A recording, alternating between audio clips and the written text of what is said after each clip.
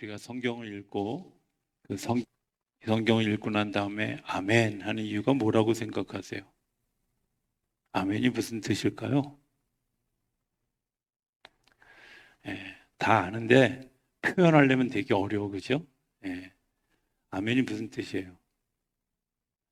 그대로 이루어지게 되길 바랍니다. 그렇게 될 줄로 믿습니다. 이러는 거잖아요. 그죠? 우리가 성경 말씀을 읽을 때 그렇게 될 줄로 믿습니다. 이렇게 읽는 거예요. 제가 오늘 이제 첫 시간이니까 복음서, 공관복음서와 또 요한복음의 관계, 그리고 성경적 개관을 좀 잠깐 먼저 얘기를 제가 오늘 좀 하려고 그래요. 우리가 이제 성경을 이해하는 데 있어서 굉장히 중요한 것들을 사실은 성경 공부하면서는 가르치는데 설교하면서는 사실 가르치기가 쉽지 않아요. 그래서 저는 이 수요일 성경 공부를 되게 중요하게 생각해요. 왜냐하면 성경을 어디서 배울 수 있는 기회가 없어요. 그렇죠? 여러분들이 성경 공부반에 들어오지 않는 한 성경을 따로 배울 기회가 없어요. 그러니까 제가 최대한 설교처럼 하지 않고 강의처럼 그렇게, 특별히 요한복음은 그렇게 해갈 가능성, 그렇게 해가려고 합니다. 특별히 오늘 개관, 다음 주에 이제 복음서의 핵심 내용들, 이런 거는 아주 철저하게 강의로 가기 쉽지 않을까 이런 생각을 합니다. 자, 우리 디모데후서 3장 16절 17절을 보면 한번 띄워봐 주실래요?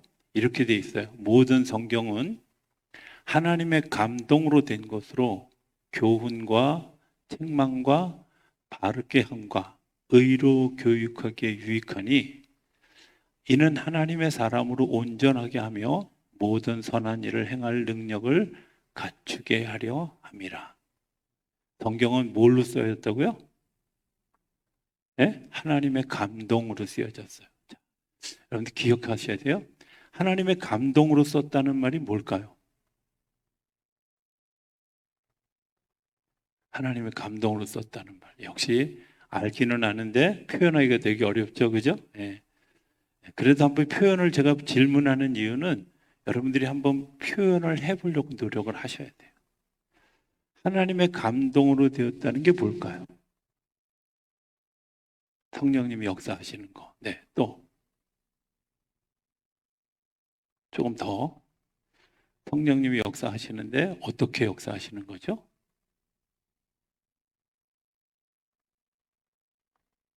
네, 우리 송기환 권사님이 끄떡끄떡 알 것 같은데 내용은 우리 송 권사님이 코로나 때문에 되게 고생하셨다고 유행 지난 걸 그렇게 자, 자 이렇게 한번 봅시다. 이런 거잖아요.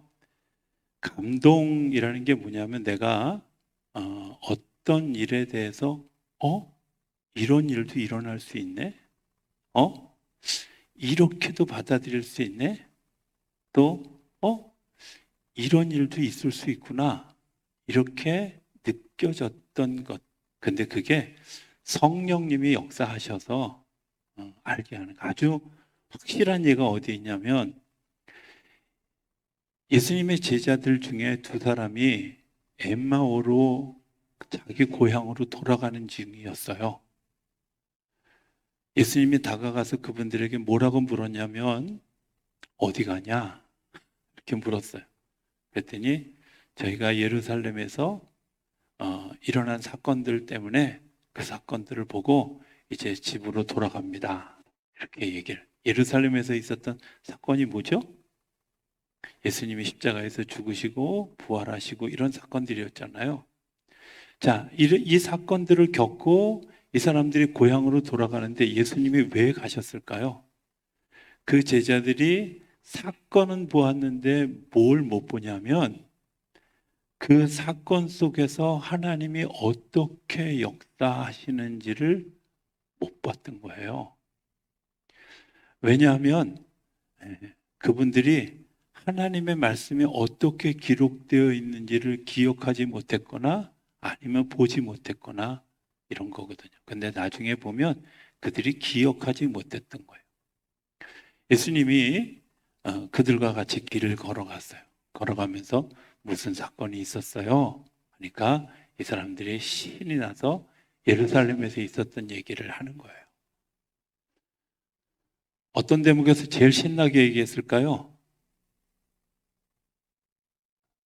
네, 아무 생각이 없는 것 같은 어떤 대목에서 예수님이 자, 그러면 이제 사지선행을 합시다.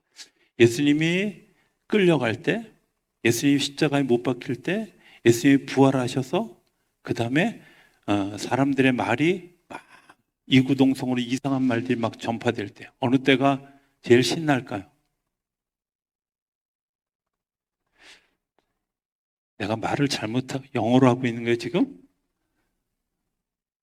자, 다시 언어가 틀릴 수도 있어요. 제가 그냥 막 한 거니까. 자, 1번 예수님이 잡혀갈 때 지금 신나게 얘기할 때가요.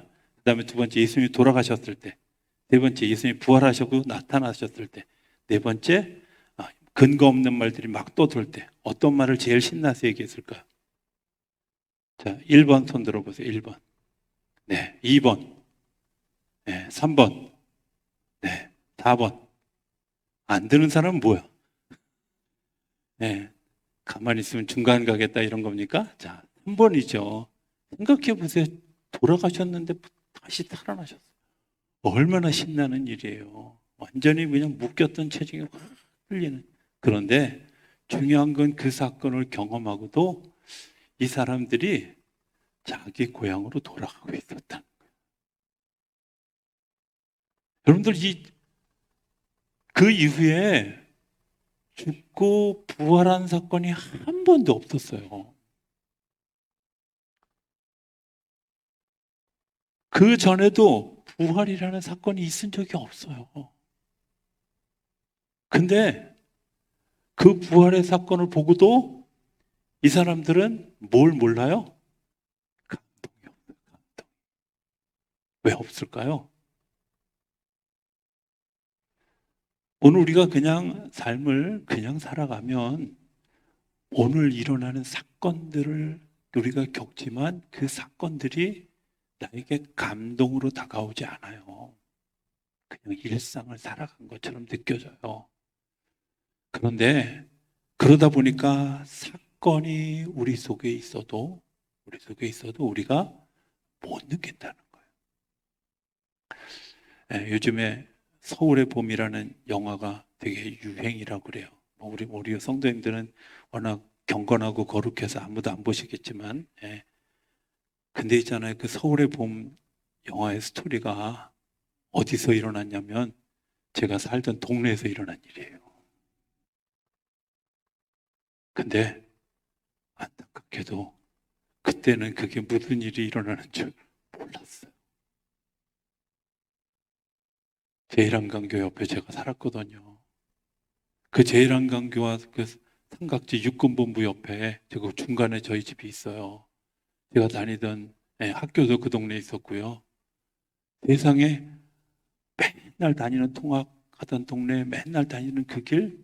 근데 그런 사태가 일어났는데 그게 역사의 분기점이 될 거라고 역사의 전환점이 될 거라고 한 번도 생각해 본 적이 없어요. 나중에 돌이켜 보니까 그게 그거야.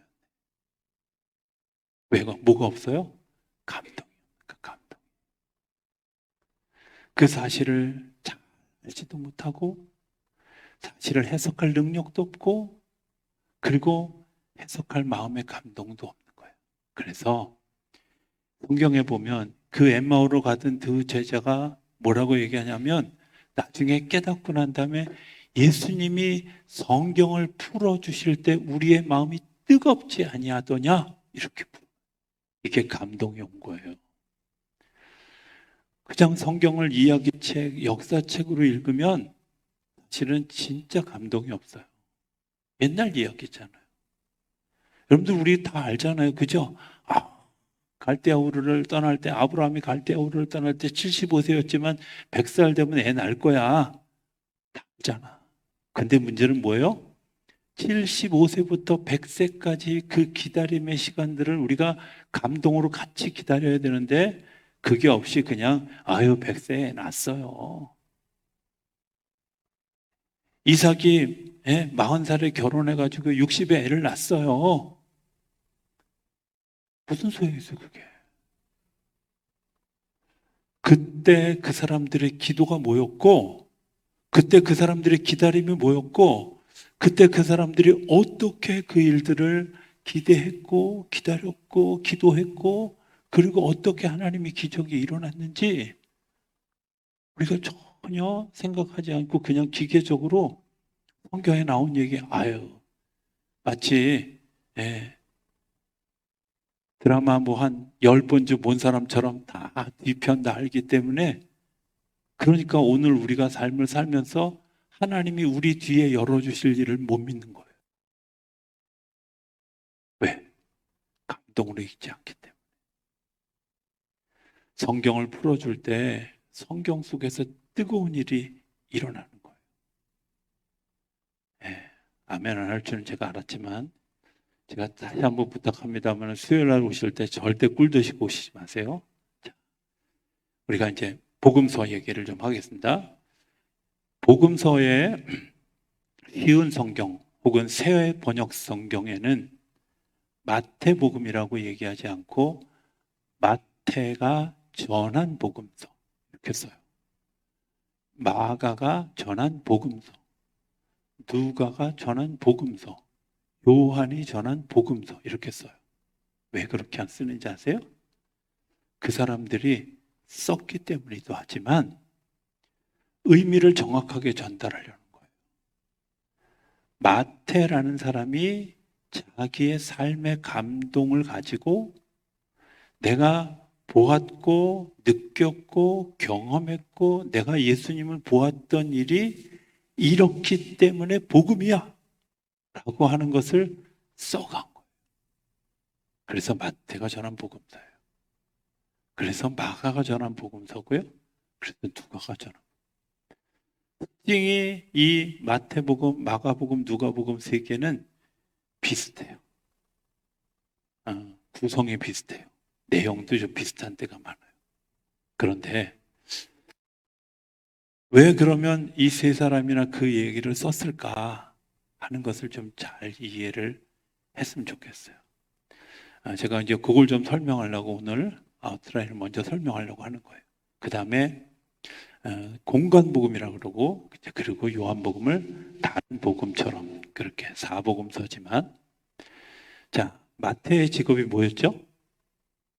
예, 세리였습니다. 세리 이러면 안 돼요. 예, 세리입니다. 세리. 세리가 뭐 하는 사람이죠?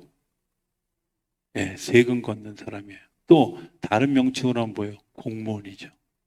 그죠? 공무원인데 어디 공무원이에요? 세무서 공무원인데 글쎄 로마의 공무원이에요? 이스라엘의 공무원이에요? 로마의 공무원인데 로마의 공무원을 어떤 사람을 썼겠어요? 돈 걷어들이려면 유대인들을 잘 아는 아주 전형적인 유대인을 세리에 앉혔어요. 이해하세요? 자, 우리가 나라를 점령하면 아마 일정 시대를 사신 분들은 아시겠지만 순사들이 일본 사람이었어요. 순사 쪼무레기 하는 일을 하는 사람들이 동네를 잘 알고 사람들을 잘 아는 사람이었어요. 그때 안 살았더라도 드라마 보면 다 알잖아요. 그죠? 잘 아는 사람들 시켜요. 세리는 철저한 유대인이었고 마태는 세리였고 로마의 공무원이었지만 그가 세리의 역할을 하고 있었어요. 그러다가 예수님을 만나고 예수님의 제자가 됐어요. 마태복음의 특징을 보면 마태복음은 주로 어디에 이야기가 제일 많아요? 갈릴리 동네에 이야기가 많아요. 왜? 마태가 갈릴리 그 북쪽에 살고 있었기 때문에요. 그리고 예수님의 행한 많은 일들이 다 대부분 그쪽에서 일어난 것처럼 써요. 왜? 내가 어디만 따라다녔어요? 갈릴리에서만 마태가 본 거예요. 이해되세요? 예.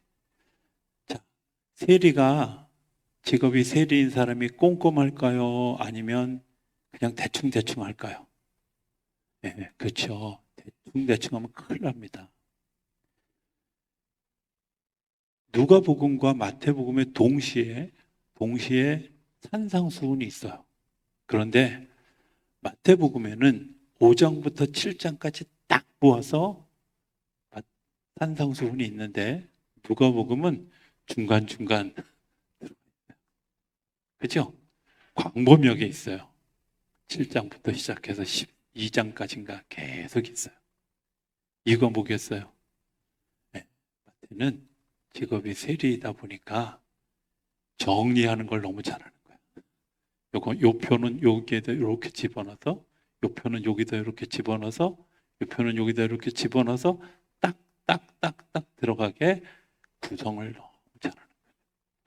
그러다 보니까 마태복음에는 산상수훈이 5장, 6장, 7장에 아주 딱 들어가도록. 5장에는 심지어 과거에 11저기 십계명을 이렇게 얘기했었는데 예수님은 이렇게 얘기하셨어요 하고, 그거에 대해서 아주 정확하게 이야기하고, 또 6장은 사람들하고 관계에 대해서 아주 정확하게 이야기하고, 7장은 하나님과의 관계에 대해서 아주 정확하게 딱 아주 그냥 판에 짠 듯이.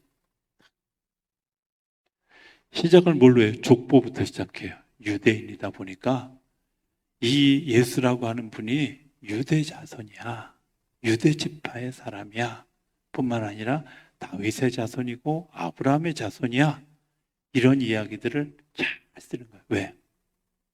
직업이 세리이고, 세리였던 자기가 본 관점에서 예수님은 어떤 분이에요?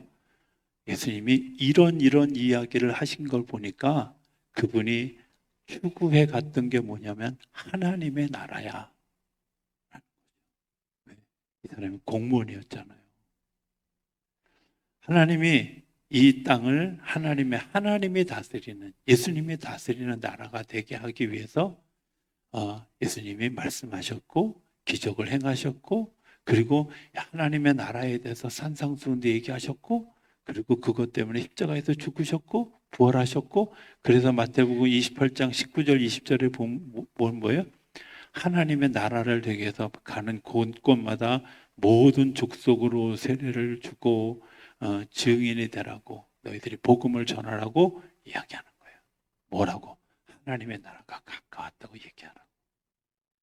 그러니까 마태는 철저하게 뭐예요?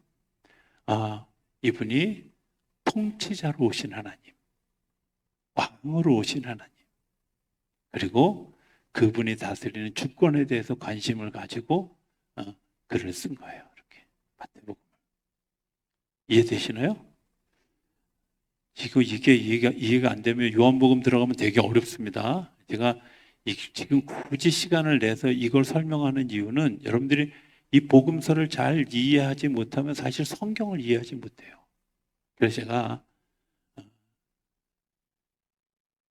저는 옛날에 제가 왜 이렇게 설명하냐면 성경을 그냥 잘 외웠어요.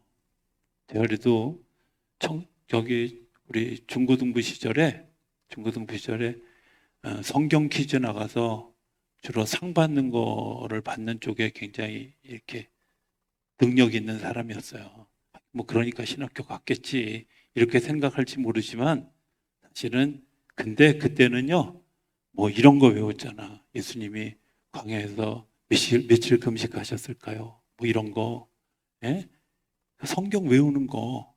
근데 외우는 게 중요한 게 아니라 진짜 중요한 건 뭐냐면 왜 마태가 이런 구성으로 이렇게 그 사람이 가지고 있는, 마태라고 하는 사람이 본 예수님을, 마태라고 하는 사람이 이해한 예수님을 마태는 쓰고 있는 거예요. 그러니까 여러분들도 내가 예수님을 신실하게 쫓아다녔으면, 우리 예를 들어서 우리 최승근 권사님이 예수님을 쫓아다니다가 내가 예수님에 대해서 글을 써보겠어. 그러면 순금이 순금이네. 전한 복음서가 되는 거예요. 우리 송기환 권사님이 썼던 기환의 전한 복음서가 되는 거예요. 이해되세요? 근데 그게 내 마음대로 쓰는 게 아니라 그때 그 사건을 보면서 성령으로 내 마음속에 다가온 것들을 쓰는 거죠. 마태는 그 필기를 되게 잘했을 것 같아요. 그죠? 예. 그랬으니까 아주 일목요연하게 딱. 자, 마가 넘어갑시다. 마가. 마가는 누굴까요? 마가가 마가지 뭘 또 마가가 누구냐고 물어보면 어떻게? 자, 마가는 누구냐면 바나바의 조카입니다. 그리고 베드로가 너무 사랑했던 예, 믿음의 아들입니다. 마가복음은 대부분 베드로에 대해서 굉장히 많이 쓰고 있어요. 이유가 뭐겠어요? 베드로로부터 들은 얘기가 더 많은 거예요. 물론 마가도 현장에 있었어요.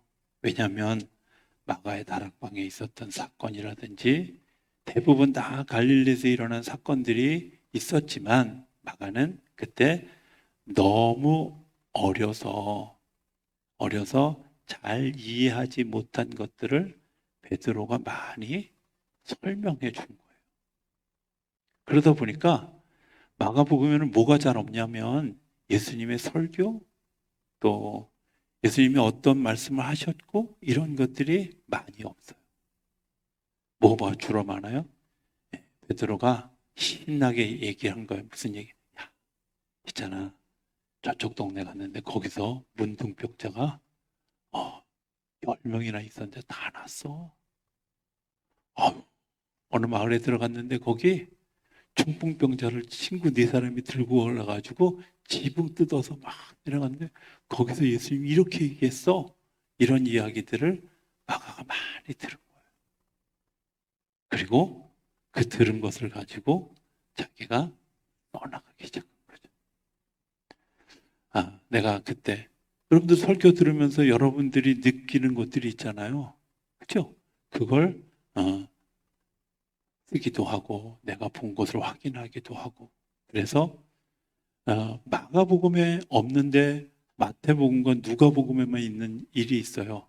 그게 뭐냐면 예수님이 광야에서 시험당한 일이에요. 40일 금식하고 사탄으로부터 시험당한 얘기가 누가복음에도 있고 마태복음에도 있는데 마가복음에는 없어요. 왜 없을까요?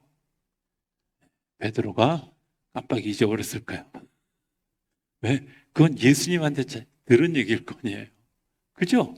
생각해 보세요. 그 광야에 사단하고 예수님밖에 없었는데 예수님이 그때 그런 일이 있었어 라고 얘기해 줬는데 제가 생각할 때는 베드로가 아마 잊어버렸거나 아니면 얘기해 줬는데 귀담아 듣지 않았거나 등등 없어요. 이해되시나요? 그러니까 마가의 관심이 뭐예요? 마가는 부잣집이었을까요? 부잣집이었을까요? 예. 왜?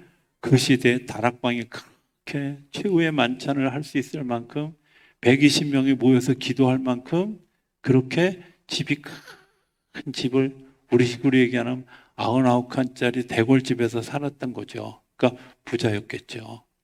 자, 부자의 관심사가 뭘까요? 부자의 관심사는 어, 아이러니컬하게도 종이에요. 자기 관점에서 보니까 뭘 했냐면 예수님이 이 세상에 섬기러 오신 예수님, 종으로 오신 예수님. 그래서 우리를 종된 모습으로 우리에게 오셨지만 그가 죽으시는 것을 통해서 우리를 구원하려고 우리를 떠받들어서 구원하시려고 하셨던 일들을 계속해서 쓰고 있는 거예요. 마태와 마가와 누가와 요한이 서로 짜지 않았어요. 만나서 얘기하지 않았는데 각기 다른 이야기를 쓴 건데 그게 거의 같은 이야기이기도 하지만 마태는 왕으로 오신 예수님을 썼다면 이 마가는 종으로 오신 예수님을 쓰고 있는 거죠. 이해되시나요? 제가 이 어려운 얘기는 다음 주에 한 번 더 할 겁니다. 자, 그 다음에 세 번째, 누가는 직업이 뭐였죠? 의사였어요. 예, 그건 또 잘 알아요. 자, 되게 재밌는 건 이 누가가 어떤 의사였을까요? 내과 의사였을까요? 외과 의사였을까요? 아니면 정신적인 것도 다루는 의사였을까요? 예, 그때는 토탈이었으니까 요즘이나 나눠놓지. 근데 아마 누가는 그런 정서적인 문제까지도 굉장히 관심을 가지고 있었던 것처럼 보여져요. 왜냐? 닥개오 이야기, 돌아온 탕자 이야기, 뭐, 저기, 뭐죠? 부자와 나사로 이야기, 이런 이야기들은 대부분 다 정서적으로 상처받은 사람들, 그리고 그 상처가 어떻게 회복되어진 이야기, 이런 이야기들을 중점적으로 써갔어요. 그러니까 예수님이 아주 인간적인 아픔을 가지고 그 아픔을 같이 공감해서 그 공감을 통해서 이 사람들이 구원받을 수 있도록 하기 위한 아주 의사적인 관점에서 복음서를 쓴 거죠. 아마 이런 얘기, 예수님은 의사였어. 어떤 의사? 그냥 지시만 하는 의사가 아니라 네 아픔을 내가 알아. 네 고통을 내가 알아. 네가 얼마나 힘든지 내가 알아. 그래서 너를 고쳐줄 수밖에 없어. 이렇게 생각하는 주님의 마음을 너무 잘 알아요. 그래서 그런 이야기들이 다른 복음서에 없는 그런 이야기들이 누가복음에는 되게 많아요. 누가복음에는 탕자 이야기 다른 데 없어요. 그죠? 부자와 나사로 이야기 다른 데 없어요. 삭개오 이야기 다른 데 없어요. 지난 주일날 설교했던 그 구하라 그러면 주실 것이요. 그 여기에 누구 친구가 뭐 여행에서 돌아와가지고 밥 달라고 하는데 그냥 보낼 사람이 어디 있겠느냐. 이런 이야기는 의사적 관점이 아닌 보기 어려운 관점에서 누가는 복음서를 쓴 거죠. 자, 이 복음서를 쓰면서 뭐예요? 어, 특별히 이제 그 예수님의 산상수훈의 이야기를 아주 이렇게 펼쳐놓고 써요. 왜 그랬을까요? 마태는 이걸 전하는데 중점을 둔 반면에 누가는 이 이야기가 어떻게 삶에 적용되어지는 것에 대한 이야기를 한 거예요. 이해되셨어요? 예. 구하라 그러면 주실 것이요. 마태는 이렇게 그냥 딱 얘기하고 말았는데 누가는 뭐라고 얘기해요? 구하라 그러면 주실 것인데 마태가 설명한 누가 아들이 생선 달라고 그러면 전가를 주고 뭐 떡을 달라고 하면 돌을 주겠느냐 이런 이야기를 하는 것뿐만 아니라 그 앞에 제가 주일날 설교했던 그 얘기, 예? 그 얘기.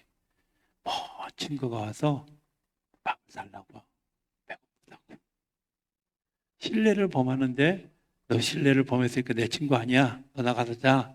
이렇게 하지 않고 그를 받아들이고 그리고 사람들 다 식구들 다 깨워서 밥상 차려서 그 사람에게 밥 주고 그리고 같이 재워주고 이런 일들을 했다고 하는 것을 예를 들면서 이렇게 구하면 누구나 다 당연히 사람도 주는데 하나님이 주시지 않겠어요? 하고 적용시킨 거다. 표정들이 제가 지금 50%는 알아듣고 50%는 못 알아듣는 것 같은, 뭐 다음 주에 한 번 더 해야 될 것 같은.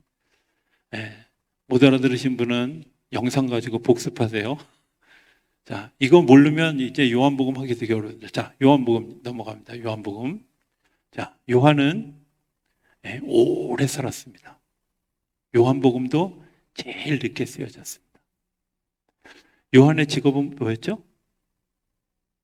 어부였습니다. 제자들의 별명이 있어요. 예수님의 제자 중에 베드로의 별명은 뭐였어요? 수제자였어요. 이 요한은 사랑받는 제자. 어느 게 더 좋을까요? 사람에 따라 다를 수 있어요. 제가 어느 날 영을 읽다가 하나님이 요한계시록을 왜 요한에게 쓰게 하셨을까? 다른 사람들도 계시를 들었으면 그 계시에 대해서 이렇게 썼을 수 있을 거 아니에요. 그런데 왜 굳이 하나님이 요한을 택하셔서 그 일을 쓰게 하셨을까? 여러분들 중에 잘 하시는 분이 뭘 기억할 때 베드로와 요한은 굉장히 현격한 차이가 있는데 베드로는 뭘 기억할 때 글자 그대로 기억하지 않고요. 이걸 풀어서 스토리로 기억하고 그리고 자기가 풀어서 쓰는 스타일이에요. 요한은 하나님이 들려주면 들려준 대로 글자 그대로 그냥 켜는 스타일. 그럼 누가 계시록을 썼어야 돼? 만약에 베드로 보고 요한 계시록을 써라, 베드로 계시록을 써라 그랬다면 빌라델피아 교회 얘기를 한 걸 막 그냥 스토리를 막 만들어가지고 제가 억지를 부리는 게 아니라 베드로전서, 베드로후서를 보면 베드로 글 쓰는 스타일을 알 수 있어요. 하나님이 요한을 특별히 사랑하신 이유가 뭘까? 베드로는 굉장히 동적이고 요한은 굉장히 정적이에요. 행동적이고 여기는 굉장히 사상적 기반이 있고 그리고 굉장히 철학의 바탕을 둔 같은 어부였는데 성격이 너무 달라요. 그 성격이 너무 다른 사람에게 하나님이 요한에게 복음서를 쓰게 한 거죠. 그리고 그 요한의 복음서를 쓰면서 어떤 일들을 하게 요한복음이 쓰여진 때는 마태복음, 마가복음, 누가복음이 다 쓰여지고 난 다음에 요한복음이 제일 나중에 쓰여졌다 그래요. 그런데 왜 그랬냐면 요한이 요한복음을 쓸 때에는 헬라, 로마 쪽에 복음이 나아가기 시작하고 난 다음에 썼어요.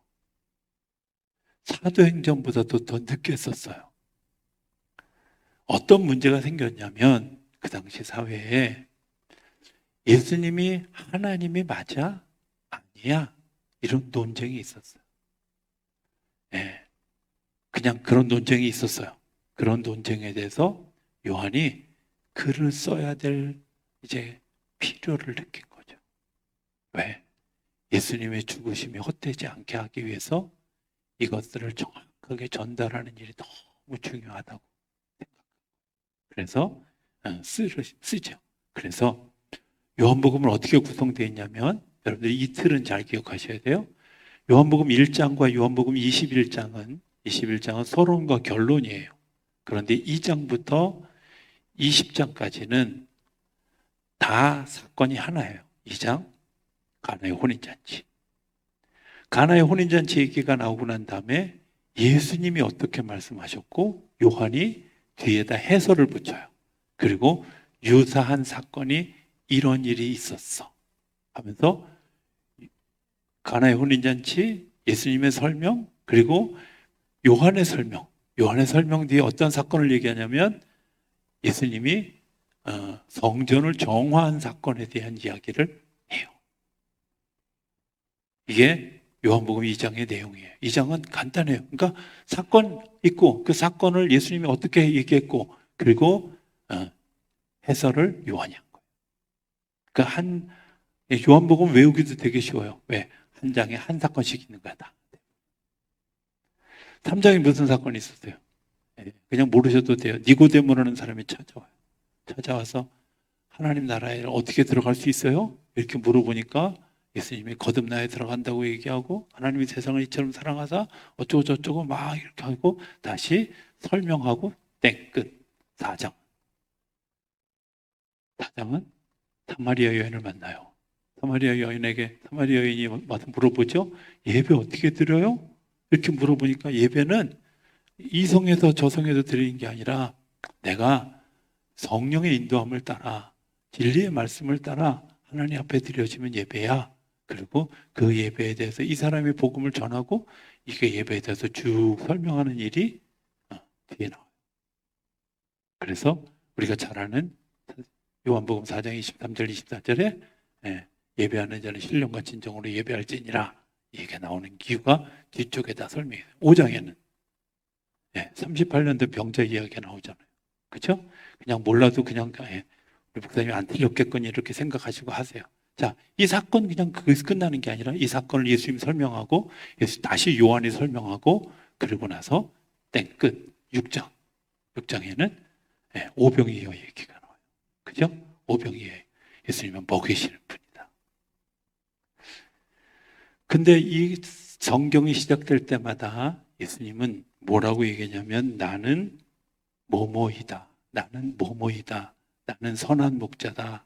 나는 누군 뭐뭐이다 하고 당신을 이야기하고 그것에 대해서 사마리아 여인도 또 38년 된 병자도 그리고 그 군중들도 그리고 8장에 가나바다 현장에서 잡혀온 여인도 당신이 하나님이십니다 라고 고백해요.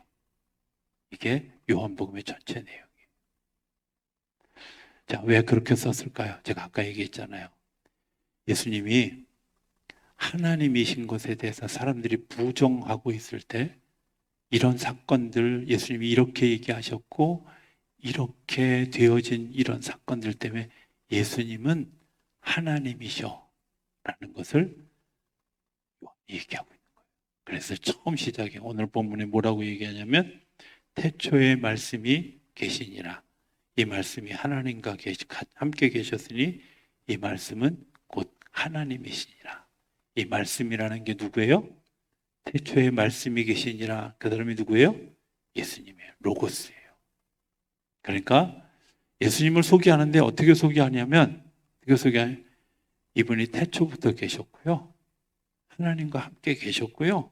그리고 그래서 이분은 곧 하나님이셔요.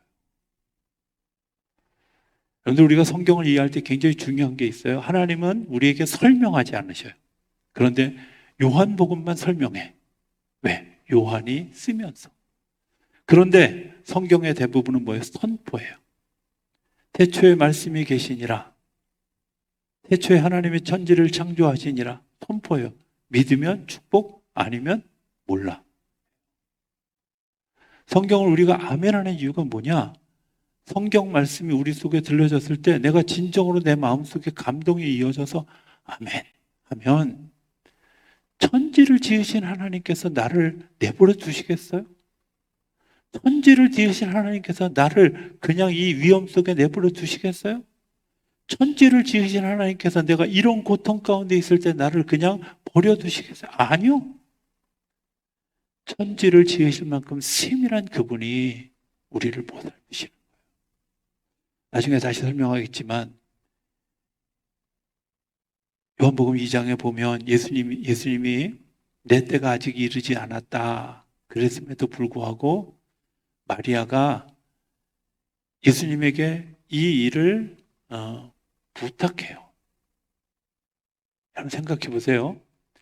마리아가 제정신이 아닌 다음에야 제정신인데 어떻게 당신의 아들이 이 물로 포도주를 만들 것을 어떻게 알 수 있었겠어요? 집에서 연습해 봤나? 아니잖아요. 마리아의 이런 행동은 뭐예요? 이분이 하나님이셔. 그렇기 때문에 어떤 상황이라도 이 문제를 해결하실 분이야. 라고 하는 것을 누가 믿었어요? 마리아가 믿었던 거예요. 너무 어려운 일 아니에요? 내 뱃속으로 난 아들이에요. 착각할 수 있잖아요. 내 아들이야. 여러분들 그렇게 생각하지 않으세요? 네, 애 낳고 나서 하나님이 우리에게 맡겨주신 아이입니다 라고 우리가 입으로는 고백하면서도 실제는 들어가면 내 아들인데 내 딸인데 아유.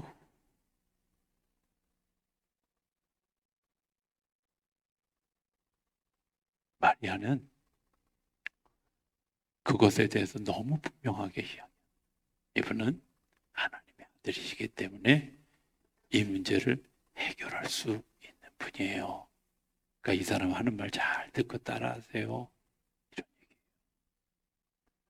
어떤 문제가 있든 하나님은 우리의 문제를 해결해 주시는 분이십니다. 어떤 문제가 있든 하나님은 우리의 문제를 해결해 주시는 분입니다. 왜냐하면 그분은 하나님이시기 때문에. 우리가 예수의 이름으로 기도하는 이유가 뭐예요?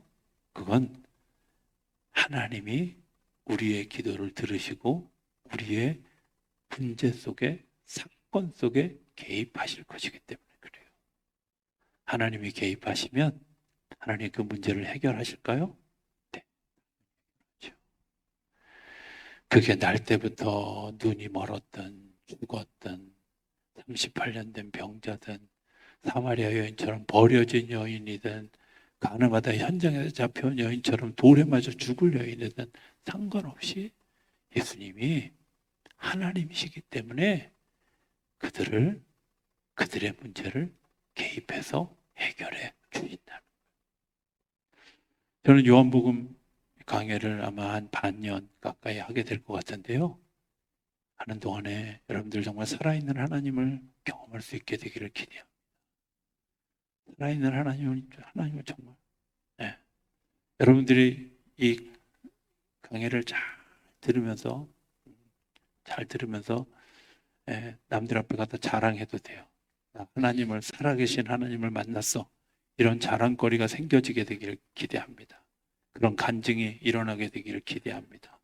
그래서 우리 입속에서 이것이 나의 간증이요, 이것이 나의 찬송일세, 이 고백이 제가 다음 주부터는 우리 그 찬송을 맨 마지막에 늘 같이 부를 겁니다. 성령과 피로써 거듭나니